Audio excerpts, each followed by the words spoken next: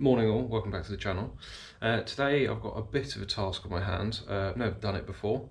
I had my MOT the other day, which is essentially a roadworthiness test in the UK, and I passed completely fine, but I had one advisory, which was my steerer head bearing or headstock bearing, whatever you want to call them, had a slight notch in it, which just means when you turn in the middle of the steering, you get a slight stiffness. It's almost like it's notching. Well, it is notching. So what I'm going to do today, I'm going to take all of this apart and I am going to change my headstock bearings. So wish me luck. So as you'll see here, I've got two new bearings. I've got a new base for the bearings as well, and a new seal. I had to buy one of these as well, which is essentially to remove the nuts that go on top. So let's get to it, shall we? So first step is to get to them. I'm not going to show you how to do this, it's pretty simple. Obviously your bike completely differ. But we need to get all these bearings off, screen off, and get into the bearings.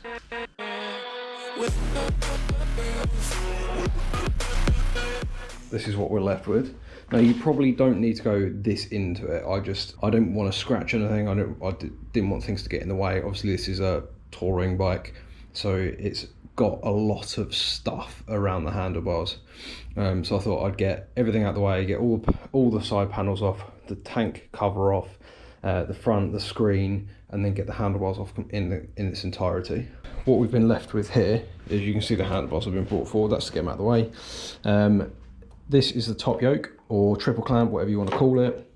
Now, some people say it's difficult to get these off. They sort of undo everything and then think it's just going to pop off.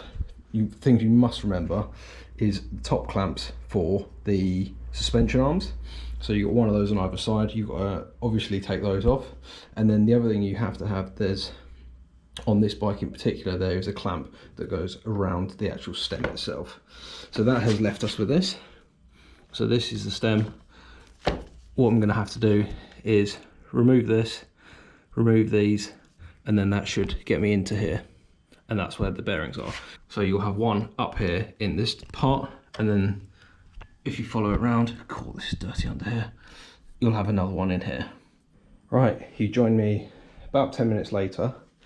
So what I've done, going into, as I said before, on here, I mean, you'll notice that there's no bearing in there now because I've taken it out. But that was on top, which I used my special tool. This is about £15–20 on eBay. Just buy it for your specific bike. Essentially, that goes in there. Just use a large spanner to undo it. That comes out. You are then left with this, which is a cover. Literally take that off. Sometimes there's a spacer in there, so be careful. And this is the bearing. You can see I've actually lost one of the balls down the thing. But that, other way up, that sits like that in there, and then that's on top like that. So take that off, you're left with that, take that out, and take this out. That leaves you with this. This is the inner race. You'll see down there, there's a tube that goes through the middle. That is up here normally. But what I have done is I've taken the front wheel off, which drops the forks down. Make sure you support your bike. Now I've done it with some blocks, so I've got some guard, so it's fine, and a center stand, but sometimes people jack their bikes up, various different things. And now once your front forks drop out, you'll see here's the bottom set of bearings. Now mine is actually quite filth, but yeah, once that comes out, you'll get this. Now the one thing you do need to do is be careful because of your brake lines. Obviously I've taken the front wheel off, so I've zip tied these up so the brake calipers aren't under their own stress. I'm going to take my bottom yoke off and take the forks out so I can do it up on the bench, and that'd be easier. So I will join you once I've taken the bottom yoke off. So what I've done at this point is I've removed the forks. So as you saw in the last bit, the wheel is out. Now what you see when you take the forks out, you obviously get this. Now this will drop out. This is your bottom yoke or triple tree, whatever you want to call it. This will drop out when it's not being supported by the top part and by the forks. So you can literally just take that out, and there are the lower bearings. Now One thing you have to watch for, as I said before, I've zip tied my calipers up so you're not resting on the cables. You do not want to put tension on these, because if you put tension on them, you can tear them, they degrade really easily. So make sure you take off all the necessary clips and things like that, even off the lower, like the actual mudguard itself. Just make sure you've taken anything out that might pull. Again, this side I've got the caliper holding off. I mean, it's actually off the exhaust at the moment, but as long as it's not hanging, it's fine. Drop your forks out, and then I'm resting that on the floor. I know some people will be having kittens, the fact that I'm resting them on the floor, but it's on a towel, so it's fine. So that's that. I'm now going to take these off. One thing that is quite good when you're doing this is making sure you've actually got the space to work. One of the key things is making sure you know where all the bolts are. So these are all my fairings. I've got all the bolts along them all the bolts with them. I've got the side fairings. These are the tank mount bolts, and obviously you've got the bolts that hold the tank mount for the tank bag on, things like that. Just make sure you know where everything is, because then you won't lose it and it's easy to put back together. The other really good idea with this is, if it's the first time you're doing it like me, then it's really good to take pictures before you start, or all the way through. So take pictures before you start, take pictures of all the bolts, take pictures as you go through, so you know exactly, if you're like, oh, which way up did that go? Which way up did this go? You've got a picture as your reference. Now, I'm doing this on the camera, so it's not really an issue. I've got my reference anyway, but it's always a good idea. So what I'm going to do now, I believe, yeah, that set of bearings just comes off. So I've got these are all my old bearings here. This is obviously part of the bearing race, so this will need to come off. You can take this is just the seal. I've obviously got a new one over there. The one thing I will need to do in the bike itself, move this out of the way. I might zip tie that up in a minute so it's out of the way. These are the inner races, so I'm going to be cleaning that. So if I just use, actually, bear with me 1 second, I'm going to go and get myself a rag and a zip tie to hold this up. The biggest zip tie I could find now, and a rag. All I'm going to do now is just wipe this out. I will be replacing all the grease in here that I end up wiping out. Ugh. That's sort of snotty rag. But we need to clean it out to see what the condition of the bearing race is. It is a good habit. I mean, I say habit, it's not really a habit. You only replace these every like 30,000 miles, or if you're really crap at wheelies. But it's a good habit to replace these races anyway. From the looks of it, I mean, the lighting's not great, I admit. That's not that bad. Can't feel any notches or anything, which is nice. I'll do the same with the bottom now. And if we go underneath as well, this race also looks pretty decent. There's no big dents in it, there's no big holes in it. There is a slight scratch on this one. I don't know if you can see that. You see that slight scratch there? Now, as you saw, that is the old bearing that's come off. Now, this is in order. So I've got, goes on the top, this is the top bearing, that's the bottom bearing. Now I know that. I know it's simple, but I know this goes on the top because it's very obvious it goes on top, but then I can work back from there. What you have now, you have this, which is the seal, which just goes around the bottom here. So again, put that on the top here.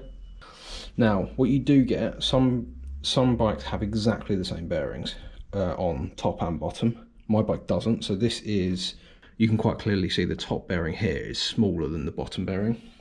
So when I've got the new packet, I've got a big box and a smaller box, meaning, surprise, surprise, you've got one smaller bearing, which is your top one, and one larger bearing, which is the bottom one. Now in both of these, you've got the upper bearing race, you've got the bearing itself.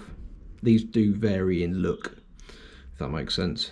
Sometimes they have like longer bearings rather than balls, and then you've got the actual bearing race itself. Now, if we put that like that, now the bearing race is the thing, this thing here is the thing that will go into the bottom of here. So as you can see there, there's the bearing race. That's just a new one that goes in there. We'll have to obviously push that one out first. And then that's obviously going to sit like that with the rounded bit facing down. The bearing is going to go like that with the tapered bit towards the top. This is obviously for the bottom bearing. And then this is literally replacing this. As you can see, it's the same thing, it just needs replacing. Now this is slightly rusty, which is, I assume, why I've been getting a bit of a notch in it. There's not much in the way of an actual hole or gouge out of any of these, so they're actually quite good, but I'm going to replace them anyway, just in case. Lovely, and it should be smooth. We're going to pack these with grease in a minute as well. So again, this is the top part, which is going to replace that. You've got the bearing, which is going to replace this bearing, and then the race, which will be in the top part of that. Brand new parts for all of it. Replace it while you can, because, I mean, like I said before, the races in mine are actually really, they're fine, so they don't need replacing. But imagine doing all of this work and then the races are on their way out because they're slightly rusty, and then you've got to do it all over again just to replace the races. And if you've got to replace the races, the likelihood is the bearings are then screwed, and you've just spent £100 for parts, which you're going to then have to spend again, which is really irritating. Although I've just said these looked really good, if you get this into the right light, I don't know whether you guys will be able to see there. The GoPro doesn't want to focus, but in here, on this race here, you can see 2 or 3 little dings. Sorry about the focus on this. Those 2 or 3 little dings there are the thing that's causing the notchiness in my steering, so it's definitely going to have to be replaced. Now some people have a different type of bearing, which is a lot easier to get this off. So essentially what I'm going to do here, because I've got nothing really to prise this off with, get a screwdriver.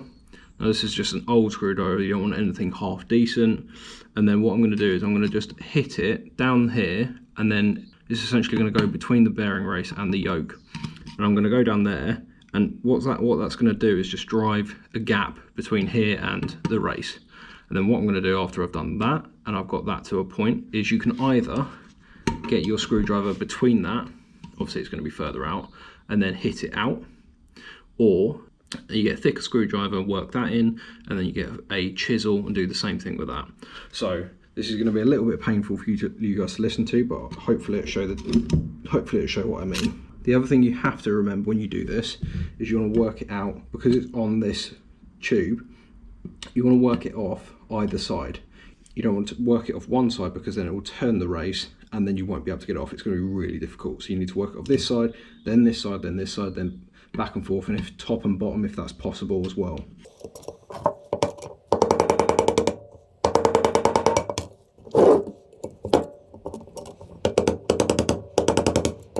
Now the other thing you need to do, and the reason I say do it sideways, because if you do it here, when this finally moves out of the way, you're going to end up dinging your tube, the actual tube itself, and you don't want to do that.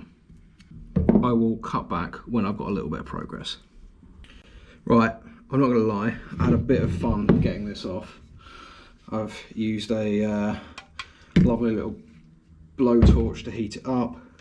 It was basically stuck on there pretty damn good, but now, as you can see, I've got a bit of a gap between there. So it took a while. So you can see here, what I've done is I've actually cut some ridges in, because a lot of the bearings you'll have a second ledge here. So you have a ledge, a bit of a dip, and then a second ledge. Now that gives you a really good angle to be able to press against, but this one doesn't. As you can see, I'll show you, this is the new version, and there's nothing. Essentially it's just flat against there, so it's really hard to get something between them. So I ended up cutting a small groove in each part of the bearing, or again the other side, and that's given me enough leverage just to be able to tap it off. Now you can see it's actually coming off quite easily now. So now is the point where I can go from a very thin screwdriver up to a slightly thicker one, which allows me just to make my way between the two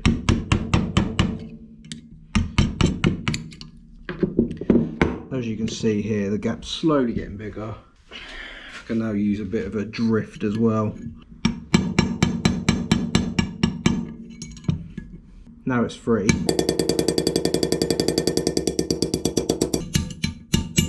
There you go. So that has now got, basically, you'll be able to feel when you do this, you'll be able to feel that this is slightly raised. So when it gets to there, it won't go any further, which is just the bit you need to get it over. So just that, and that's that. You can actually see as well that it's slightly rusted. I don't know if you can see, which would be one of the reasons that was toasted. Now, because I have dinged this a little bit in here, you'll be able to see it's not amazing. I'm just going to use a file just to take any burrs off. There's a little one there as well. Again, try not to touch the surface of this. Try not to ding up my bottom yoke too much. But I'm just going to get those edges off. The other thing I am going to do, just because there is a little bit of rust on this, don't know if you can see there, just get some very, very fine grit sandpaper and just try and get some of that rust off.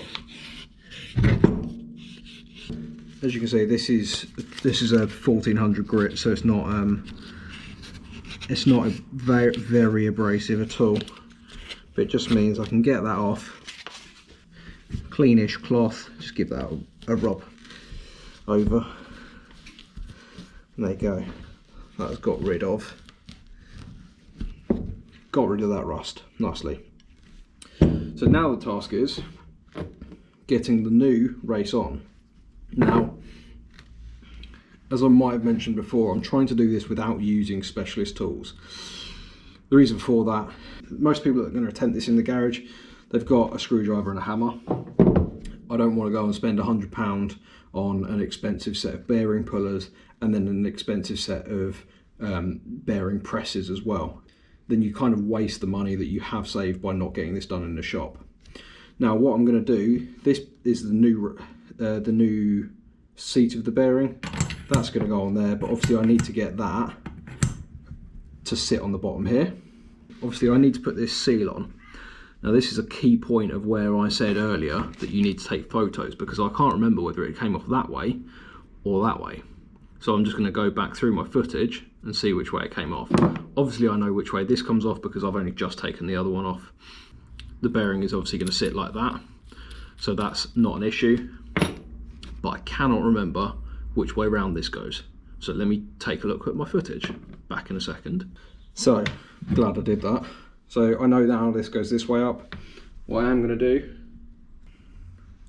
lovely load of grease. If you put a load of this on, it just makes your life easier. Again, the seal, put a load of grease on the seal. Now, what this does, the grease on this not only helps you put your bearing race on, but it helps to keep the water out, which means these are going to last longer. So coat all of this in grease. Again, I know I'm hiding this from you. And then we're going to put that all the way down squarely until it hits that. Now, as I mentioned before, a lot of people will have a dedicated seating bearing seater, but you don't really need one. Take your old bearing race, put it on the opposite way up. So there you'll see, this is obviously the way it came off. Flip that upside down, and that is now the same width as this. So you can use that.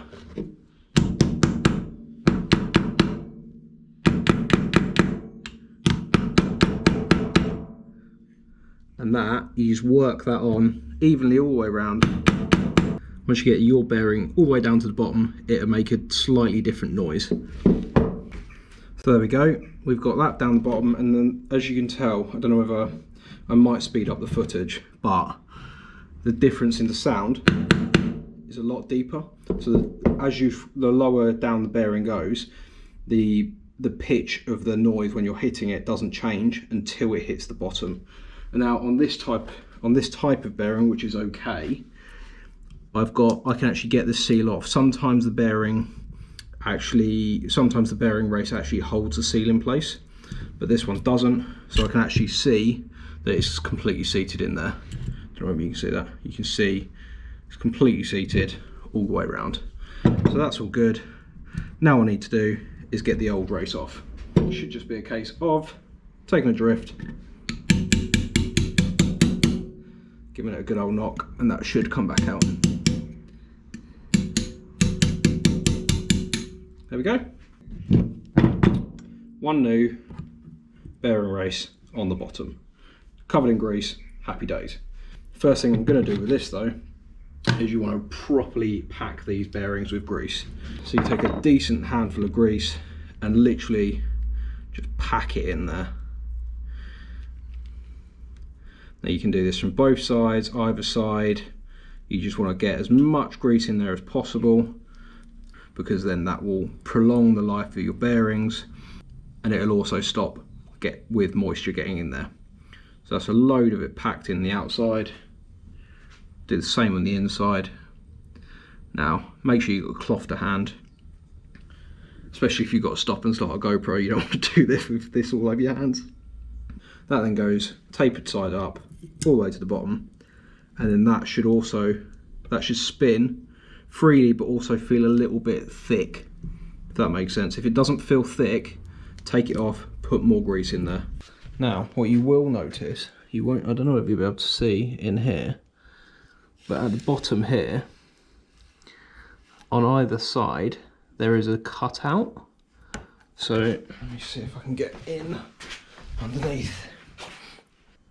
You see that there's a cutout there, and there's one either side. Now the idea behind that is that you knock that, this is the bearing race obviously, like I said before, you knock out either side, and that'll give you, it actually gives you something to press against, which is really useful.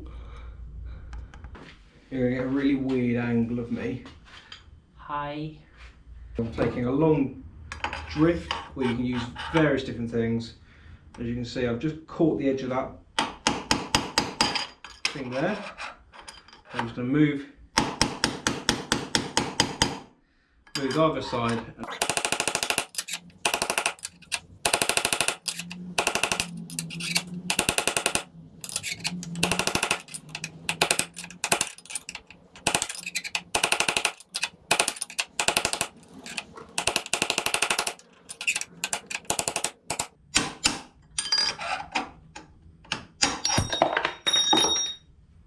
Ta-da! All we're going to do now is put the new one back in.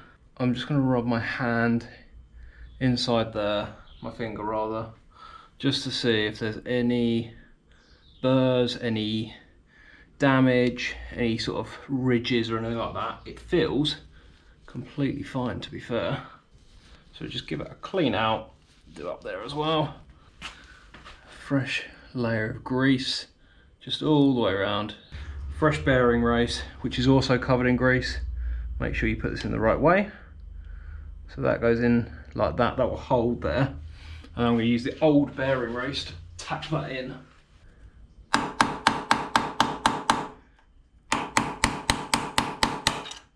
Now you'll be able to feel there's a big gap there.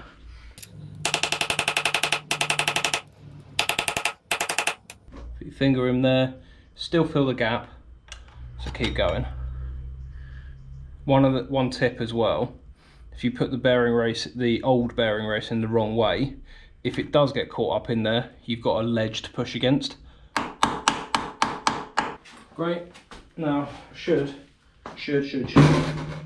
be able to just tap the old one out.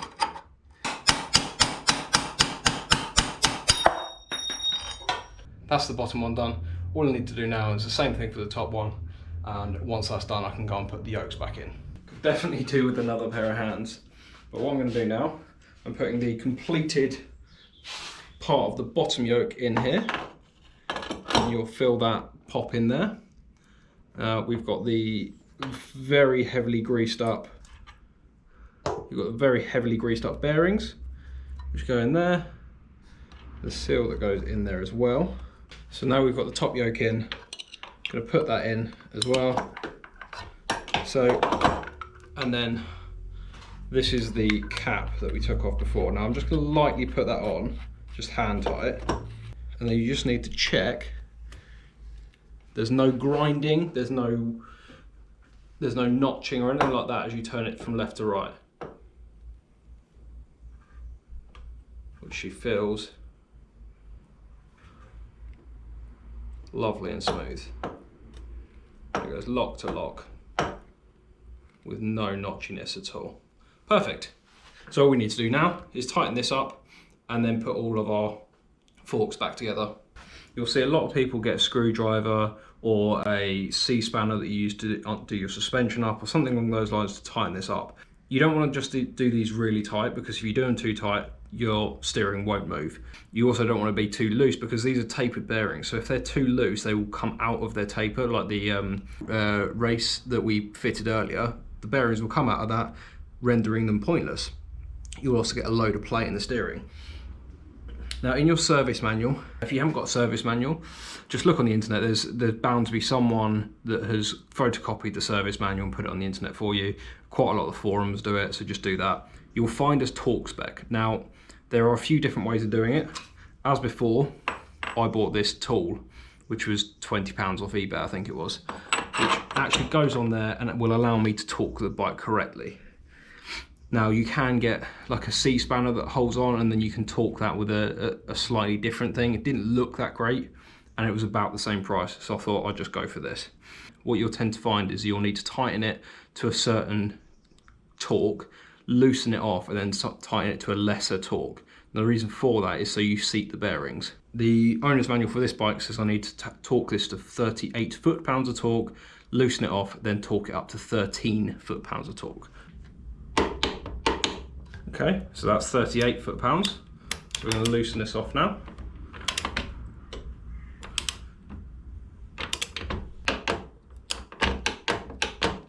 There you go. Now that should be lovely. It's tight, but it's not too tight. It's not going to fall to one side, but it's also not going anywhere. Okay, and then all we need to do now is refit everything back together.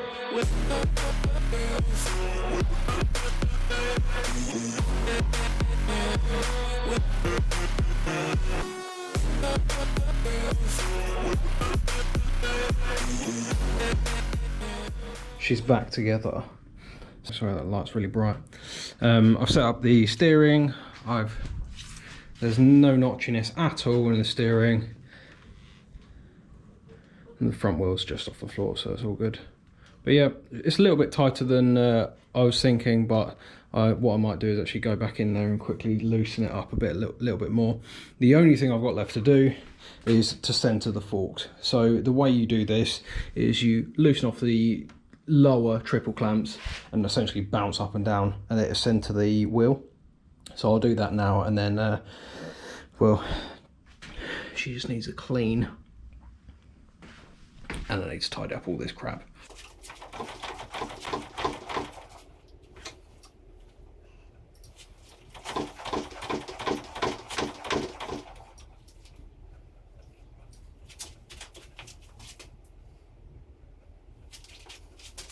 She's a good one.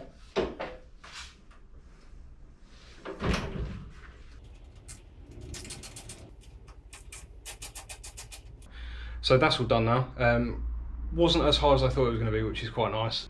I think the reason it's so expensive to get done at a dealer is because it's quite labour intensive, taking off all the power panels. Like I said before, you don't need to do it to the extent I did it. That was more for my own benefit, so I could make sure I could get in there properly, and I didn't want to scratch my tank and things like that. Thanks very much for joining me. I hope you have enjoyed it, and if you have got any questions, please leave them in the comment section below. I'll do my best to answer them, and I will see you in the next one.